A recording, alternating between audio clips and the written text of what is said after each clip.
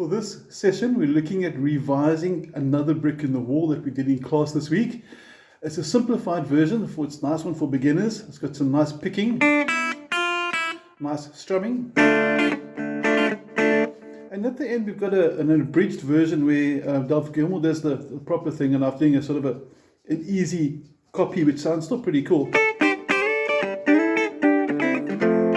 But let's take it step by step. I'm assuming you do have the PDF file that I sent through with you. And let's get going. I'm going to start off first of all with the picking part with the... So let's zoom in on our hand and see what's going down there. The song itself is quite short. It starts off with a tune that goes, "We don't need no education." And that is actually based on what I'm picking. The melody, the tune that they sing, is exactly the same as the tune that I'm playing on the strings. Now, under the verse 1, you'll see it says riff 1, and you'll see there's a red 2. Ignore that red 2 for now. I'll bring it into the session later. But for starters, there is no red 2 for riff 1. And we're going to start on your 3rd fret of the 2nd string. Should sound like that. We cross over to the open 1st string. And we're going to go to fret 1 and back to open. So your first sort of session goes, "We don't need no." And if you sort of group the first 4 notes with the second group of 4 notes, you'll notice they're the same. So the melody in essence repeats itself. So it's 3-0-1-0, 3-0-1-0. And it's basically just calling out the fret numbers as you go through the melody. So one more time, but closer. We don't need no education. Now, normally I don't sing on my videos for reasons that you can understand, but for this one over here, it's quite important that you try and sing along with, because the tune will give you the accurate timing. So you rely on the words, on the vocal, on the melody to guide you for the rhythm, for the notes. Now, riff number 2 is simply going to go, "We don't need no thought control." And if you look carefully, you'll notice the only real difference between riff 1 and riff 2, besides the red 2, which we're not looking at yet, is at the end of the 2nd riff. The last 0 is gone. So it sort of starts off the same. "We don't need no thought control," and it holds it there. Now, before we do that red 2, we're going to now have a look at the strumming. And you'll notice that this whole thing, this whole tune riff, is very close in shape, in position to the D minor chord. D minor's got your 1st finger, 1st fret, 1st string. Middle finger goes to the 3rd string, 2nd fret, ring finger, 2nd string, 3rd fret. And it should sound like this if you strum all 4 strings. That's your D minor chord. Now, the strumming is quite important here as well. And the strumming is underneath as well on your PDF. You'll see the arrows counting away. They're going up and down. And it starts off with a very quick down, up, down. So there's a bit of a gap between the down, and the quick part refers to the up, down flick that I just did there. So one more time. Down, let's try that again. Down, up, down. Okay, see, I can't make mistakes. Okay, now once you've done that, down, up, down, you strike the 4th string. Now, on the PDF itself, you'll notice that on the chord diagrams there, each of the chords have got a yellow dot. That's the bass note for the actual string. That's the bass note of the chord. So it just highlights it. So you can see on D minor, it's the 4th string. When you get to G, it's the 6th string. Okay. And you're going to go from the beginning now, down, up, down, and then strike that 4th string. One more time. And then after that, you're going to have a very quick down and then silence. Make your strings quiet. And you're going to do that twice. So it's down, up, quiet, down, up, quiet. And to get the quiet working well, I'm simply just resting my palm, which you can see tapping away at the strings, on the strings. So super slow motion, palm up, palm is quieting it, and the palm making it quiet again. And if I string them together, the whole pattern, we're going to have this in slow-mo. And at speed. Now, if you accidentally hit the wrong bass note, please don't stop. Learn to roll with your mistakes. We're allowed to make mistakes. It's not a train smash, as long as we don't stop, because then the band's got a hassle. And we need to play this through twice.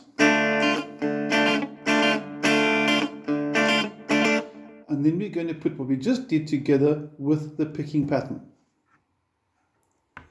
Here we go, the fun part now. We're going to take that original part we learned, we don't need no education, and strum. We don't need no chord control. That was riff 2. And now we eventually get to that red 2 that I've been avoiding up until now. Now on the lyrics of the third line, he sings, no dark sarcasm in the classroom. And that red 2 there is on the word no dark sarcasm. So that red 2 sort of introduces the phrase. And that's pretty much it. So after you've done that, no dark sarcasm in the classroom, you go back to D minor and riff 2 again. And then G. Now, for those that are still new to guitar, G, there's several ways to play it. The most common one is to go finger 1, fret number 2, string 5, middle finger, fret number 3, right to the top, and then your ring finger is right at the bottom, also in the 3rd fret, and should sound like this. Now, I like doing a slight modification. I like putting my ring finger on the 2nd string and bringing the pinky in. It's such a subtle difference that I'm not really worried which one you go for. If you're not sure, drop me a WhatsApp, I'll be happy to help. And if you look on the PDF as well, next to G it says times 4. So you're going to go through once, twice, third time, fourth time. And then the song gets pretty much straightforward. After the 4 Gs, back to 2 D minors, and then the most important part is the actual theme of the song, F, C, D minor, all in all, just another brick in the wall. It's going to go F, C, and D minor. You're going to go through it twice.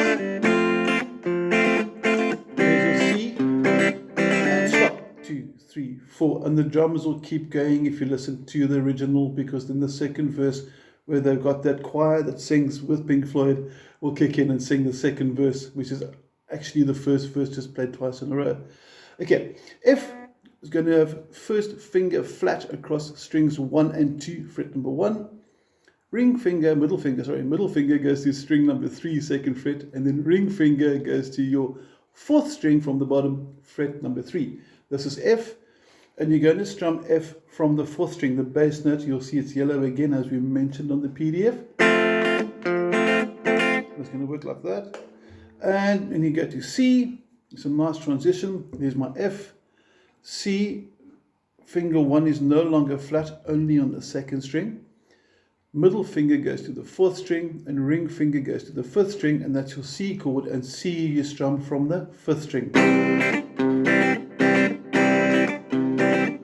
I should have gone through once, not twice. I was just demonstrating the rhythm. In essence, that's all you need to know for another brick in the wall.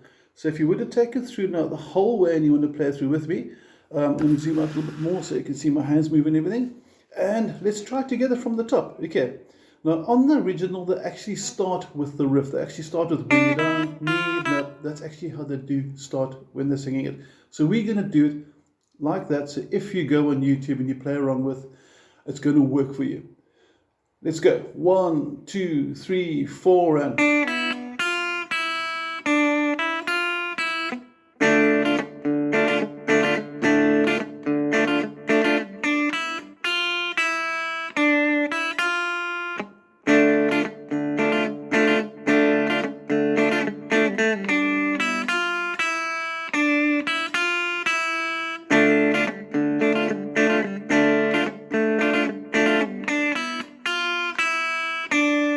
After G,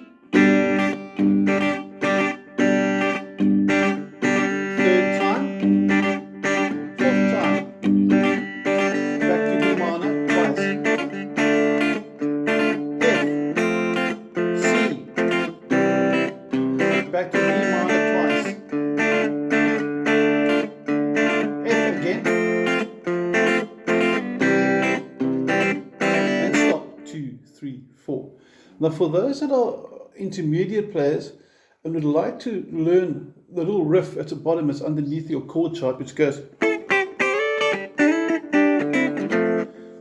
when Dave Gilmour comes out the G, in other words, once you've done your last G, back to E minor,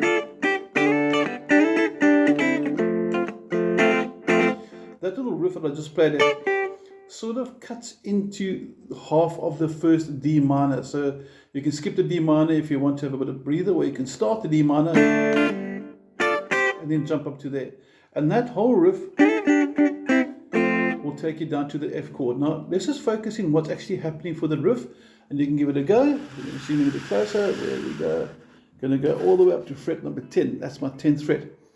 And we're going to play double 10 onto fret number 8, double 8, and then you're going to slide it up 2 frets. So slow motion. That's the first part. One more time. 10, double 8, play the 8 and slide it up to the 10. Then you go to your second and third strings, 7 and 8. You see the 7 and 8 tab there, and it's going to slide up 2 frets from 7, 8 up to 9, 10. Going to play it again, says come back to the 7, 8, play the 7, 8 again onto the double 5 at the 5th fret. Now, on the original, Dave Gilmour does play it a bit differently, but I found that this one works a lot easier. It sounds really close to the original, so for the purists, I know it's not the real one, but it's going to work for the beginners. It's going to make them sound really cool and get their friends to take up notice and say, that was neat. So I'm going to do it now from the G, and you're going to see how the chords all fit together. And you're going to do 2 G's now instead of 4. Start the D minor and then jump up to the 8. Are we ready? 2 and 3 and 4 and...